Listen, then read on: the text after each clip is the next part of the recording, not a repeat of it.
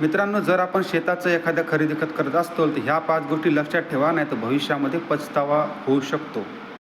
पहिली गोष्ट, त्या शेतीबद्दल कोणाचा वारसाचा हक्क तर नाही, त्या शेतीवर कोणतं कर्ज तर नाही किंवा कोणता बोजा नाही किंवा कुळ नाही, हे पाहून घ्या. ते असेल तर भविष्यामध्ये तुमच्या हातून शेती जाऊ शकते.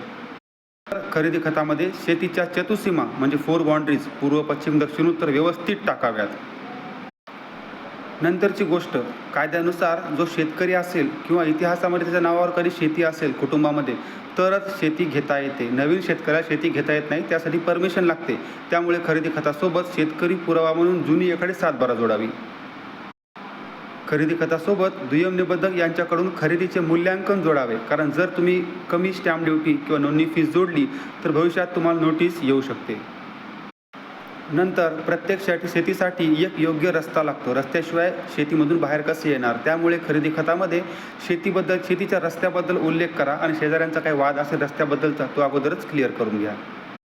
आणि सर्वात शेवटची गोष्ट, खरेदी खताला चालू सातबारा, उतारा आणि फेरफार नक्कल. फेरफार म्हणजे ज्यामध्ये शेती यांच्या नावावर कशी आली हे पहा. त्यामध्ये त्यांचा कोणता वारसांचा वाद नसेल किंवा वडिलोपार्जित मिळकत आहे का कष्टार्जित आहे हे क्लिअर होईल.